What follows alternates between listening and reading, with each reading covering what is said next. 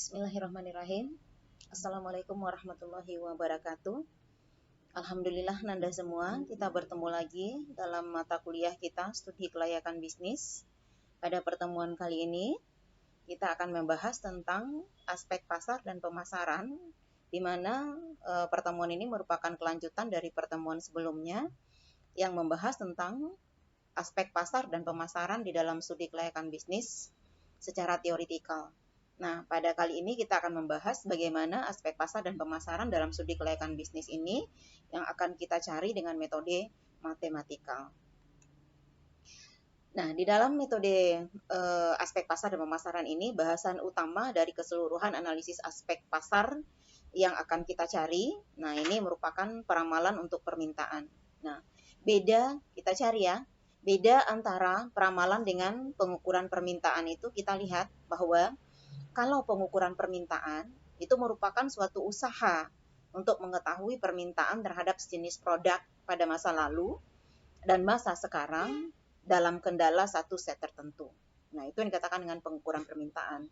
Sedangkan peramalan permintaan itu merupakan usaha untuk mengetahui jumlah produk di masa yang akan datang dalam kendala satu set tertentu. Nah, itu yang dikatakan peramalan. Jadi sifatnya future oriented, bagaimana kita mengetahui, memprediksikan, menforecastingkan, mengestimasikan suatu keadaan atau suatu permintaan, suatu pola permintaan, pola penjualan, ataupun pola-pola tertentu di masa yang akan datang. Jadi sifatnya benar-benar estimate, peramalan sifatnya. Nah, adapun pendekatan dalam peramalan permintaan yang akan kita lakukan dalam penilaian aspek pasar ini, ada dua pendekatan yang akan digunakan. Nah, pendekatan pertama itu ada pendekatan dengan menggunakan time series. Nah, di sini menggunakan metode regresi sederhana dengan menggunakan bantuan variabel waktu atau variabel X sebagai peletak waktunya. Nah, metode yang kedua yang kita pakai adalah dengan memperhatikan hubungan klausal ambigu atau hubungan sebab akibat atau pendekatan yang menjelaskan terjadinya suatu keadaan yang disebabkan karena hal-hal tertentu. Nah, klausal ambigu ini bisa berasal dari event-event tertentu atau bisa juga berdasarkan perilaku alamiah suatu kondisi-kondisi tertentu yang kita lihat dari perilaku masa lalu juga. Nah, ini pendekatan peramalan permintaan yang kita bisa gunakan. Jadi ada pendekatan time series dan ada pendekatan klausal ambigu. Nah, adapun kendala dalam memilih teknik analisa yang kita pakai tadi, baik itu time series maupun klausal ambigu, yang pertama itu adalah waktu yang kita gunakan untuk diliput. Jadi waktu akan mempengaruhi ya. Semakin banyak waktu akan semakin bagus metode peramalan yang akan kita bisa hasilkan. Nah, semakin sedikit waktu, maka prediksi untuk peramalan di masa yang akan datang itu akan juga semakin kurang bagus dia. Semakin banyak waktu yang kita pakai itu akan semakin baik dia. Kemudian tingkah laku dari data. Nah, tingkah laku data ini apakah data yang kita kumpulkan itu terlalu fluktuatif dia, tidak terdistribusi normal dia mungkin ya, atau data tingkah laku data ini tingkat fluktuasinya itu begitu tajam atau dia cenderung stagnan, apakah data itu cenderung dia tingkat penurunan dan kenaikannya itu tajam atau tidak tajam. Nah, ini tingkah laku data. Kemudian tipe model yang digunakan. Nah, semakin rumit tipe model yang akan digunakan, nah itu akan semakin membuat kita terkendala dalam memilih teknik analisa ini. Nah, kemudian biaya yang tersedia juga. Karena jika semakin banyak waktu yang kita pakai, maka biaya yang akan kita perlukan untuk melakukan peramalan ini juga akan semakin besar. Nah, jadi kemampuan dari tim analisator studi kelayakan, tim analisis dalam membuat studi kelayakan ini semakin berkurang, semakin terkendala dengan dana, semakin biaya yang tersedia, dana, kemampuan dari keuangan tim analisis. Nah, ini sangat mempengaruhi juga. Nah, yang kelima itu ketepatan yang diinginkan. Nah, semakin akurat data yang kita dapatkan, nah semakin tepat kemungkinan dari apa yang akan kita ramalkan itu mendekati dia akan kebenarannya. Nah, karena yang namanya estimasi, yang namanya perkiraan, yang tepat 100% itu pasti akan tidak ada. Tapi berapa probabilitas dia bisa mendekati kebenaran dari ketepatan yang kita inginkan. Nah, itu yang kita bisa lakukan di dalam metode peramalan ini. Nah, langkah-langkah yang akan kita lakukan di dalam membuat peramalan, yang pertama itu yang jelas kita mengumpulkan data, baik itu data yang primer ataupun data sekunder, apakah melalui observasi, melalui pencatatan yang kita lakukan secara akumulatif, atau dengan metode-metode tertentu. Yang kedua, baru kita lakukan pengolahan data. Nah, data yang sudah kita dapatkan, sudah kita kumpulkan, sudah kita kolek dia, sudah kita kelompokkan dia berdasarkan kebutuhan data yang kita inginkan. Nah, kemudian kita olah dengan menggunakan sistem atau metode-metode tertentu secara matematis atau secara statistik.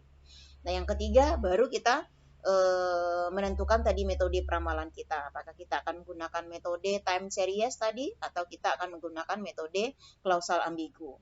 Nah, yang keempat baru kita bisa melakukan memproyeksi data. Kita proyeksikan data itu, kita lakukan estimasi, kita lakukan peramalan berdasarkan data yang sudah kita olah dengan metode peramalan tadi. Baru yang kelima kita bisa mengambil keputusan.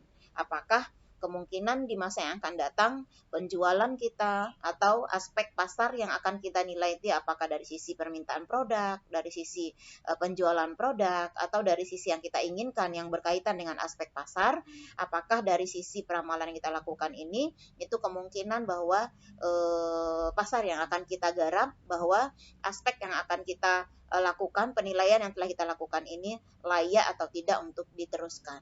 Nah, itu langkah yang ke-5. Nah, adapun metode time series.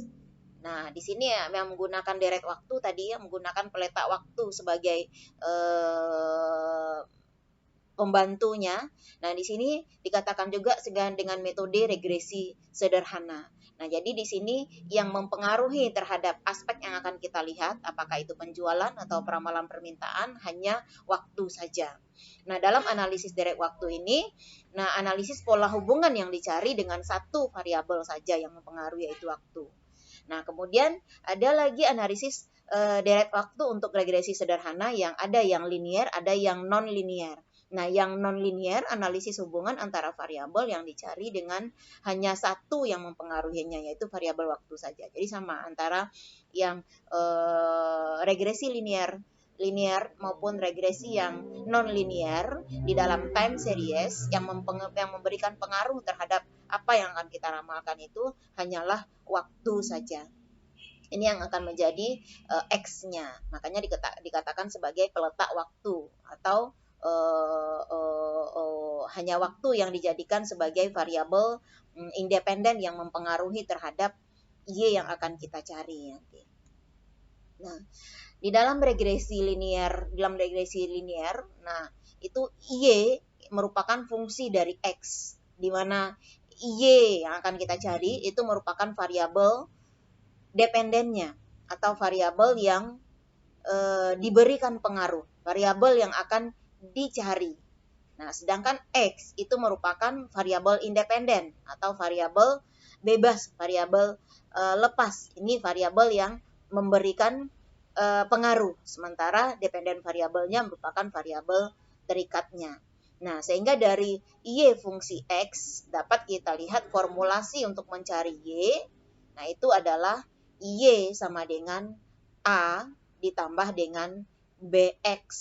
X-nya inilah tadi yang dikatakan sebagai peletak waktu atau waktu ukurannya di dalam time series.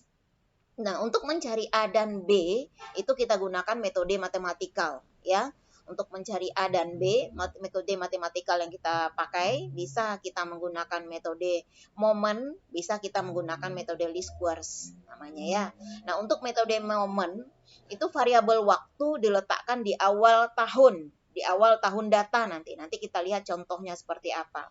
Nah, untuk mencari A itu kita cari dengan sigma Y dibagi N dikurang dengan B sigma X dibagi dengan N, atau bisa juga kita cari dengan A sama dengan Y dikurang BX rata-rata atau BX bar. Ya, nah N ini merupakan jumlah tahun pengamatan yang kita lakukan. Nah, A dan B itu merupakan angka intercept yang akan kita cari. Nah, sedangkan B itu dicari dengan formulasi N sigma XY dikurang sigma X dikali sigma Y dibagi dengan N sigma X bar di sigma X kuadrat dikurang dengan sigma X dikuadratkan. Atau bisa juga kita cari dengan sigma XY dikurang dengan X dikali sigma X bar, Y bar atau Y rata-rata dibagi dengan sigma X kuadrat dikurang X sigma X. Nah, itu formulasi yang kita carikan apabila kita menggunakan metode moment. Nah, sedangkan apabila kita menggunakan metode least squares untuk mencari nilai A dan B, itu variabel waktu atau X-nya kita letakkan di tengah tahun pengamatan. Nanti kita lihat juga diletakkan di awal tahun, di tengah tahun pengamatan. Sedangkan kalau metode moment X-nya itu diletakkan di awal tahun pengamatan. Nah, dengan metode least squares A dicari dengan sigma Y dibagi dengan N, atau A bisa juga dicari dengan A ini merupakan nilai dari Y bar. Ini Y rata-rata ya, Y bar. Nah, kemudian B bisa dicari dengan sigma XY dibagi dengan N dikali sigma X kuadrat. Nah, itu apabila kita menggunakan metode least squares.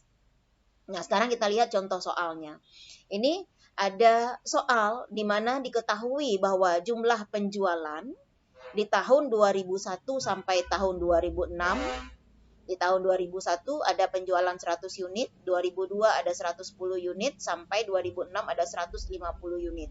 Nah, ini merupakan data yang kita peroleh, data yang kita kumpulkan dari penjualan selama 6 tahun, dari 2001 sampai 2006. Ini data penjualan yang kita dapatkan. Nah, dari data penjualan yang kita dapatkan ini, kita bisa melihat berapa jumlah penjualan di masa yang akan datang. Berapa jumlah penjualan yang mungkin akan terjadi pada tahun 2007, 2008, dan 2009 dengan menggunakan analisis time series tadi. Nah, kita lihat. Nah, kita masukkan ke dalam tabulasi. Secara statistik. Tahun kita di sini sebelah tahun kita bisa tambahkan nomor ya Nanda, nomor 1, 2, 3, 4, 5, 6. Ini untuk agar kita memudahkan kita untuk mengetahui N-nya berapa.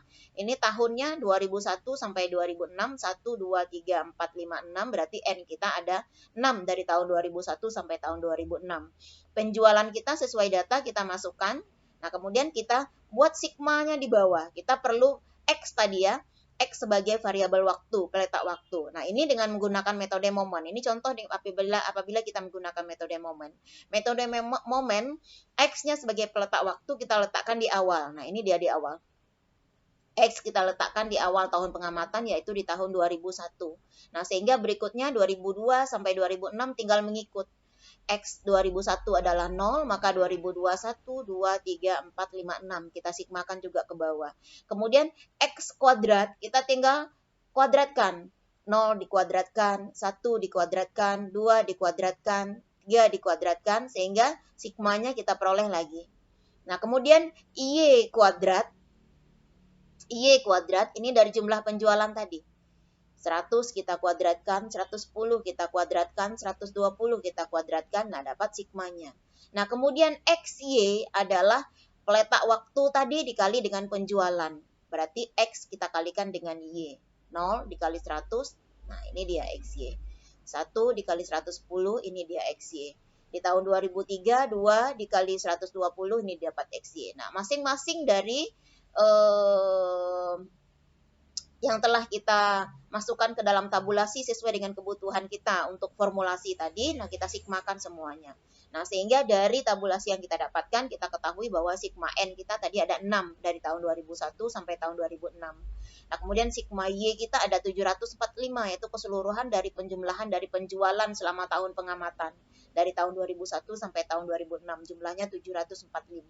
Nah, sigma X kita, nah ini jumlah dari waktu yang kita pakai tadi, mulai dari tahun awal sampai tahun ke terakhir pengamatan, jumlahnya 15. Nah, sigma X kuadrat kita dapatkan 55. Sigma XY kita dapatkan 94225. Sigma XY kita dapatkan 2035. Nah, ini sigmanya. Nah, ini langkah pertama kita. Ini langkah pertama kita tadi membuat tabulasi sesuai dengan kebutuhan yang diformulasi. Di formulasi tadi ada X, ada X kuadrat, ada Y kuadrat, ada XY yang kita butuhkan. Nah, langkah kedua kita adalah mencari X bar, X rata-rata kita. Nah, X rata-rata kita dapat sigma X kita tadi 15. N kita tadi dapat 6. Nah, sehingga kita rata-ratakan sigma X kita bagi dengan N, dapatlah rata-rata kita atau X bar kita, X rata-rata kita, nilai waktu rata-rata kita adalah 2,5. Nah, kemudian dari yang kita perlukan lagi, kita bisa mencari Y bar. Nah, Y bar kita cari Y rata-rata ya. Kita cari dengan sigma Y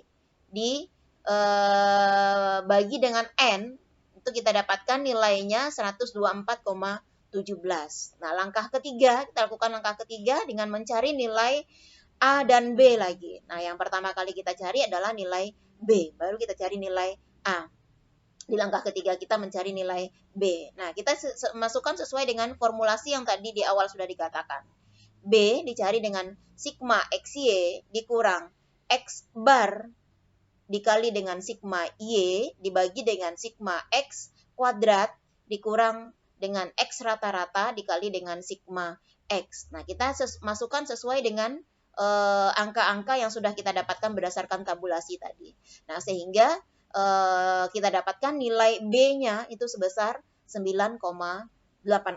Kalau Nanda menggunakan kalkulator, ini bisa menggunakan kalkulator dengan cara ini buka kalkulatornya ya, itu ini 2,035 dikurang buka kurung 1 2,5 dikali 745 tutup kurung 1, kemudian dibagi 55 dikurang buka kurung 1 2,5 dikali 15 tutup kurung 1. Nah, tadi dapat langsung 9,86. Ya, ini nilai B-nya. Nah, setelah nilai B kita dapatkan, kita masukkan lagi ke formulasi A. Karena nilai B sudah kita dapatkan tadi ya. Ini merupakan langkah keempat. Nah, formulasi untuk mencari A, Y rata-rata dikurang dengan BX rata-rata. Nah, nilai Y rata-rata kita tadi sudah kita dapatkan nilainya 124,17. Nah, dikurang dengan B kita 9,86 dikali X bar. X bar kita tadi X rata-rata kita 2,5. Sehingga kita dapatkan nilai A-nya 99,52. Kita dapat nilai B 9,86, kita dapat nilai A 99,52. Ya, atau bisa juga A dan B ini kita cari dengan metode substitusi eliminasi. Nah, ini caranya, nilainya angka yang kita dapatkan tetap sama nanti, B tetap 9,86, A dapat 99,52.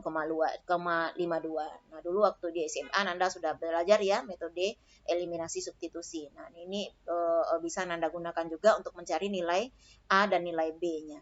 Nah, langkah kelimanya adalah nilai A dan B yang sudah diketahui dimasukkan ke dalam formulasi sehingga diperoleh hasil ramalan sebagai berikut. Nah, formulasi dasar kita tadi untuk metode peramalan ini adalah dengan metode time series ini adalah Y sama dengan A tambah BX ya. A tambah BX. Sehingga nilai A tambah BX ini Y sama dengan A ditambah BX. Nilai A kita adalah Y sama dengan 99,52 ditambah dengan 9,86X. Nah, itu ya. Nah, tadi kita di soal dikatakan kita bisa melakukan peramalan di tahun 2007, kita bisa melakukan peramalan tahun 2008, kita bisa melakukan peramalan tahun 2009. Nah, kita tinggal masukkan saja nilainya. Nilai A kita 99,52, B kita 9,86. Nah, di tahun 2007 kita lihat. 2007 berarti 2006 X-nya adalah 5. Berarti 2006 X-nya ke bawah adalah 6. 2007 X-nya adalah 6. 2008 X-nya adalah 7, 2009 X-nya adalah 9 ya. Nah, kita sesuaikan dengan itu 6, 7, 8 ya. Kalau di sini pun kita bisa melihat di masa lalu di 2000 di tahun 2000 kita bisa melakukan peramalan di masa yang lalu juga ya. Kalau di X 2001 X-nya adalah 0, berarti kita lakukan peramalan untuk tahun 2000 berarti X-nya adalah minus 1. Nah, itu jadi kita bisa melakukan peramalan untuk masa yang akan datang. Nah, ini untuk benar-benar untuk kebutuhan analisis aspek pasar kita. Kalau kita ingin mengetahui bagaimana prediksi peramalan masa lalu, nah kita juga bisa melakukan untuk masa lalunya dengan menyesuaikan variabel waktu sesuai dengan waktu yang kita inginkan. Nah, sehingga dapat kita ramalkan bahwa kemungkinan penjualan tahun 2007 yang akan terjadi adalah 158,68 unit. Nah, tahun 2008 X-nya tadi 7, 2009 X-nya 8. Nah, ini metode yang bisa kita pakai untuk momen ya. Nah, kalau tadi ada metodenya yang menggunakan metode least squares. Nah, least square dengan menggunakan peletak waktunya di tengah. Berarti di tengah, ini 2 tahunnya ada 6, ada genap tahunnya. Berarti X 0, peletak waktu sebagai 0 itu berada di tahun antara tahun 2003 dan tahun 2004. Berarti nolnya berada di tahun 2003 dan tahun 2004. Nah, sehingga kalau nolnya di tahun 2000 antara tahun 2003 dan tahun 2004, maka di tahun 2003 itu X-nya adalah min 1. X-nya min 1 dia kalau least squares ya. Di tahun 2002 X-nya menjadi min 3.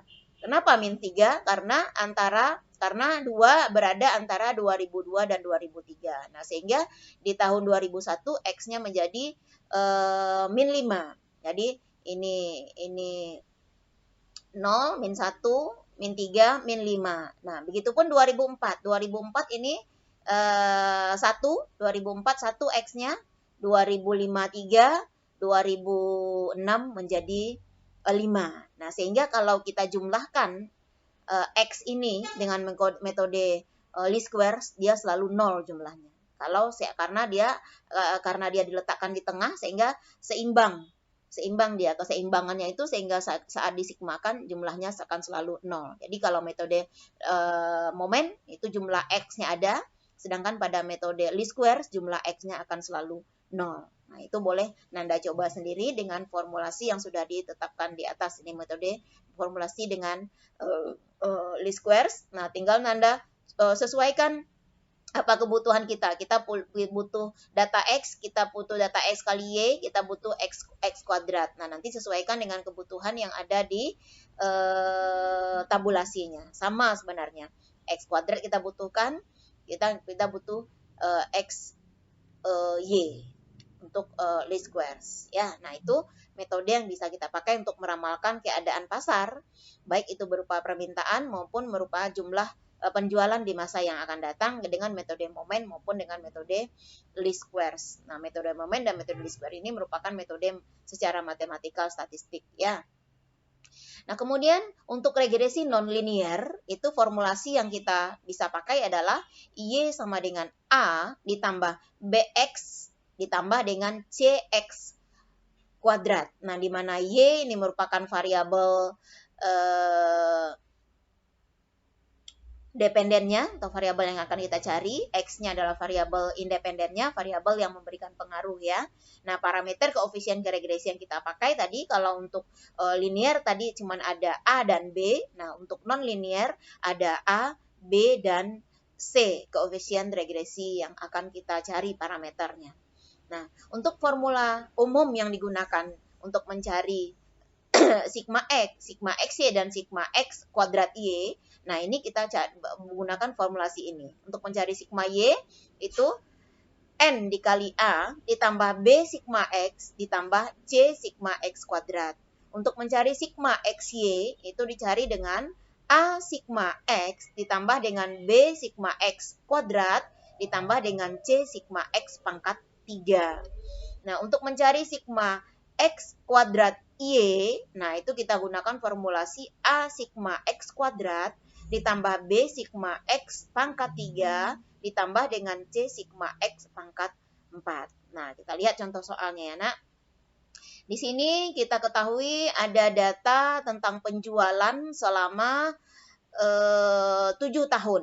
Jadi kita dapatkan data tentang penjualan dari tahun 2000 sampai tahun 2006. Berarti N kita di sini ada 7. Nah, kita bisa melihat penjualan atau melakukan peramalan penjualan untuk masa yang akan datang untuk tahun 2007, 2008 maupun 2009. Atau kita juga bisa melihat nanti untuk masa lalu kalau kita inginkan. Tapi untuk studi kelayakan yang akan kita cari, kita perlukan itu adalah untuk masa yang akan datang ya. Nah, kita lihat di sini. Nah, di sini tahun kita adalah tahun pertama kita 2000, tahun kedua kita 2001, sampai tahun ketujuh kita 2006. Ini tahun data yang kita pakai. Nah, jumlah penjualan yang kita dapatkan tadi, ini Y penjualannya ya. Nah, kita sigmakan semua, tetap kita sigmakan. Nah, kita perlu apa saja berdasarkan formulasi tadi? Kita perlu X sebagai peletak waktu. Nah, ini momen.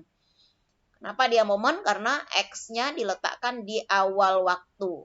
Kalau di sini dia ada 7 ya. Kalau dia menggunakan least squares, maka X-nya ada 2003. Nah, jadi di least squares apabila tahunnya genap, maka dia dikelang-kelangi satu kali satu angka untuk X-nya. Tapi apabila tahunnya ganjil X square, nah itu tinggal ditambahkan satu-satu saja. Di sini berarti di tengahnya adalah 2003. Berarti X 0-nya ada di 2003. Nah, karena dia tahunnya ganjil, maka 2002 menjadi min 1, 2001 menjadi min 2, 2000 menjadi min 3. Nah, tahun 2004 X-nya 1, tahun 2005 X-nya 2, tahun 2006 X-nya 3. Itu apabila dia menggunakan metode least squares, karena tahunnya ganjil. Kalau tahunnya genap dikelang-kelangi seperti contoh yang tadi awal Ibu katakan ya. Nah, karena ini dia menggunakan metode momen, maka peletak waktunya 0-nya diletakkan di awal tahun pengamatan. Ini tahun pengamatan kita di tahun 2000, maka X-nya 0-nya diletakkan di tahun 2000, disigmakan. Kita perlu X kuadrat, kita perlu X pangkat 3, kita perlu X pangkat 4, kita perlu Y yang dikuadratkan, kita perlu XY, kita perlu kita perlu X kuadrat Y. Nah, ini disesuaikan dengan kebutuhan formulasi dan tetap disigmakan keseluruhannya. Ini X kuadrat berarti 1 pangkat 1, ini X pangkat 3, 1 kali 1 kali 1. Kalau X pangkat 4 tinggal kita pangkatkan 4. Kalau Y bar, tinggal Y-nya kita kuadratkan. XY berarti tinggal kalikan X dan Y. Kalau X kuadrat Y, X kuadrat Y. Ini X kuadrat kita sudah dapat nilainya, tinggal kalikan dengan Y. Nah, jadi tabulasi ini mempermudah kita untuk mencari dan memasukkannya ke dalam formulasi. Sehingga berdasarkan tabulasi kita ketahui sigma N kita atau jumlah tahun pengamatan kita ada 7. Sigma Y kita, jumlah penjualan kita secara keseluruhan ada 960. Sigma X kita 21 dari sigma X tadi ya. Ini karena metode momen. Kalau dia menggunakan metode least squares, maka sigma X-nya pasti akan 0. Karena dia diletakkan di tengah tadi. Kemudian sigma X kuadrat kita dapat 91. Sigma X pangkat 3 kita 441. Sigma X pangkat 4 kita 2274. Sigma Y kuadrat kita 136. Kita dapatkan tadi. Sigma XY kita ada 3150, sudah kita jadi dalam tabulasi. Sigma X kuadrat Y kita 470 ya. Nah, dari formulasi yang sudah kita dapatkan di atas, dimasukkanlah masing-masingnya ke dalam rumus sesuai dengan rumus tadi. Sigma XY, sigma Y, sigma XY, sigma X kuadrat Y. Nah, ini dimasukkan, ini diusahakan sejajar A, B, dan C-nya. Diusahakan sejajar letaknya ya. Nah, ini karena dia ada 3 persamaan yang kita gunakan di dalam analisis regresi nonlinear dengan menggunakan variabel waktu sebagai peletaknya, sebagai pengukurnya tadi ya, karena kita menggunakan waktu. Nah, ada 3 persamaan yang kita dapatkan. Persamaan 1, persamaan sigma Y, persamaan 2, persamaan sigma XY, persamaan 3, persamaan sigma X kuadrat Y. Ya. Nah, kita masukkan nilai angka-angkanya. Nilai angka-angka tadi sigma Y kita dapatkan masing-masingnya. Sigma Y tadi 960, Kita masukkan angkanya sesuai dengan yang kita dapatkan sehingga dapat persamaan 1, 2, dan 3.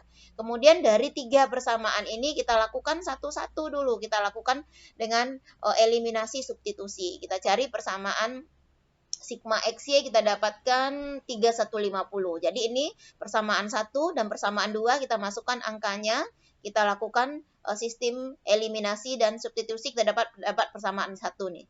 Kita ini 21, 21, 21 hilang di sini ya. 7A dikali dengan kita kalikan dengan 3 dan 1 agar ada yang hilang, ada yang tereliminasi. Di sini kita eliminasi A-nya dulu. A-nya dulu untuk mendapatkan nilai B-nya nanti ya. Nah, di sini ini dapat nilai persamaannya 1. Nah, kemudian yang nilai persamaan 1 kita substitusikan dengan persamaan yang ketiga. Setelah kita masukkan angkanya, kita dapatkan persamaan. Sehingga dari 3 persamaan, kita bisa dapatkan 2 persamaan. 2 persamaan ya. 2 persamaan. Nah, 2 persamaan yang kita dapatkan ini kita tinggal agar minusnya hilang. Ini kita tinggal substitusi, tinggal pindahkan tempat sehingga dia menjadi plus ya. Nilai persamaan yang ini, persamaan yang 1 yang sudah kita dapatkan dengan eliminasi, persamaan yang kedua yang kita dapatkan dari eliminasi dari persamaan 1 dan 3. Nah, kita gabungkan, ini kita kalikan dengan 6 dan 1 sehingga kita dapatkan nilai C, dan C-nya nanti sebesar 4,4076. Nah, ini Nanda bisa praktekkan dengan kalkulator masing-masing di tempat Nanda ya.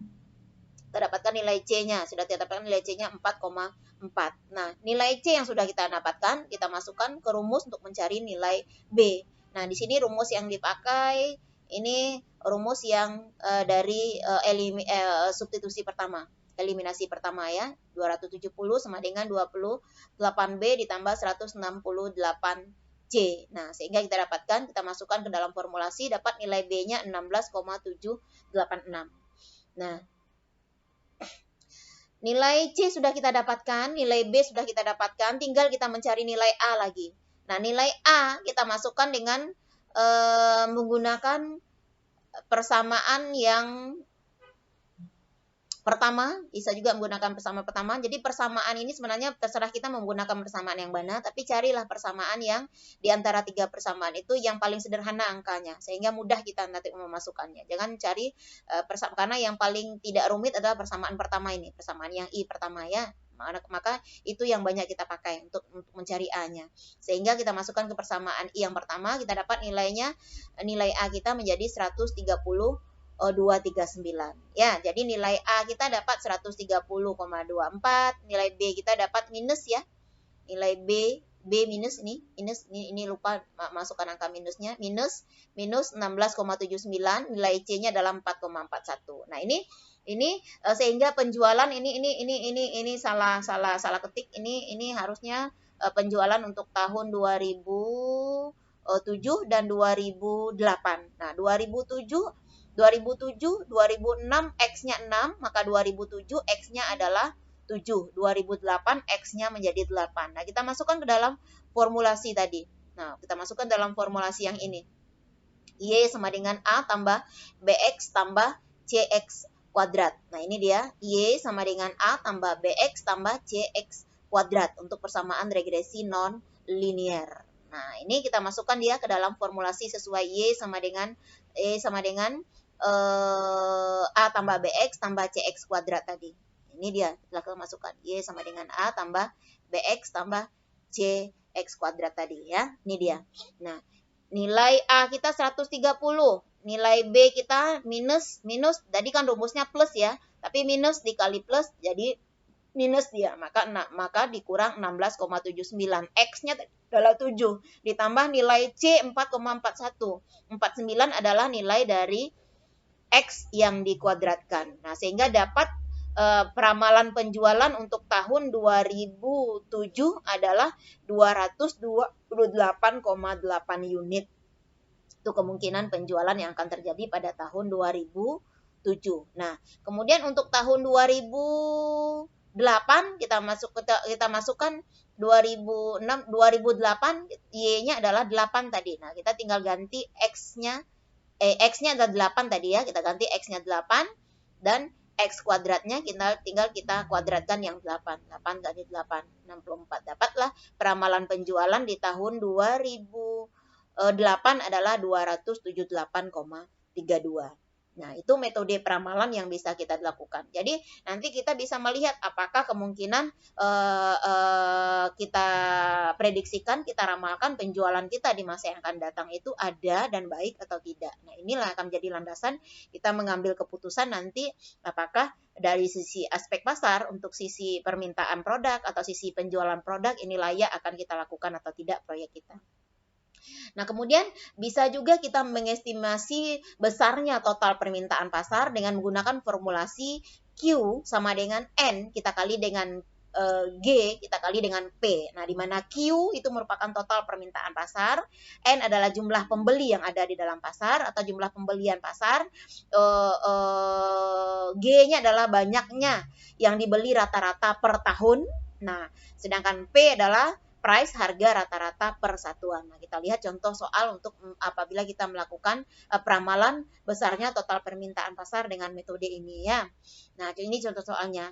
Pada suatu pasar nih diketahui ada 5.000 orang pembeli Rinso, misalnya produknya adalah Rinso. Jadi ini kita ketahui datanya ada 5.000 orang pembeli. Kemudian rata-rata per orang per tahun membeli 12 kg.